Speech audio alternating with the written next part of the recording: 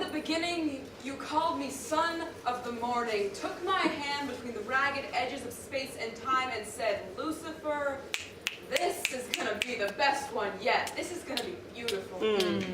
One day, I was watching you spin a supernova future into a nursery of blue stars, and I started to think of everything I would do if I could touch the infinite.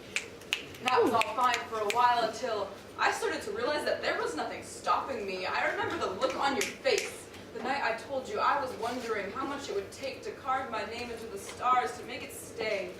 When no one is left to remind the universe what a name is, see, that was when you realized that I wanted to be forever too. After all, doesn't every child dream of filling the father's shoes?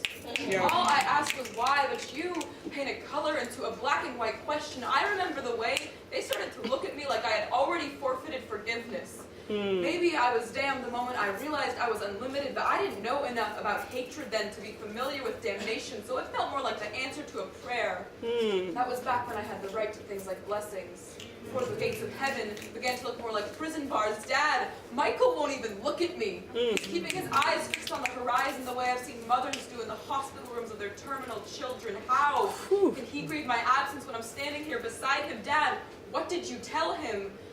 I want to go home, but home is a desecrated thing defiled by the truth. Home was torn from me the moment I realized I was faking every hallelujah. Dad, I'm sorry I lied, but I was never going to be content with playing amplifier to a gospel choir soundstage. It's not that I hate you. It's just that my brothers haven't met my eyes in centuries, and I can't forgive you for that one.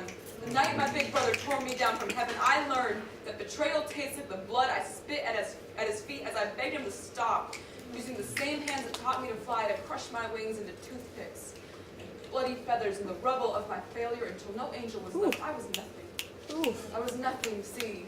I was nothing to him, and he was my world, so contrary to popular opinion, I have no interest in your apocalypses.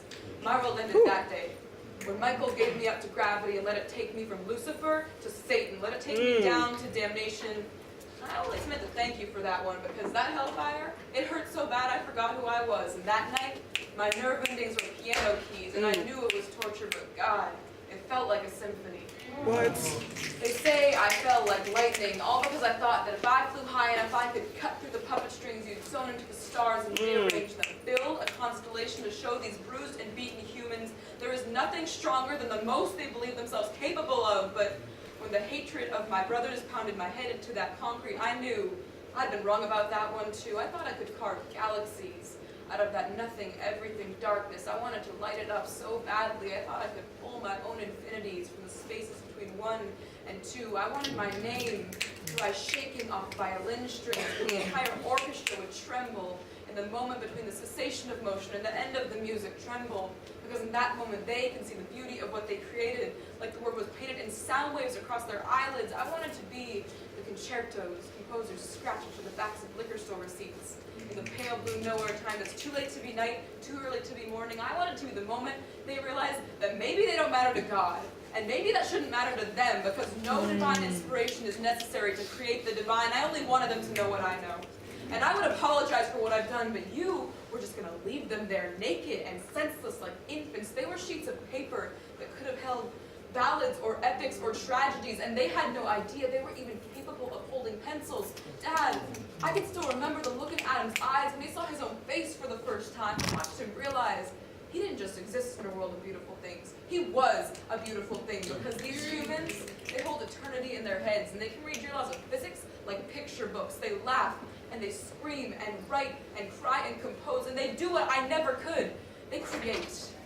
And sometimes they even look into their mirrors and see how lovely they are. See, there are still nights when we howl into the dark until our throats hurt worse than our hearts, and there are sorrows that could never be contained in the lines of a song. There is rage that would never fit into the spaces between the words of a poem.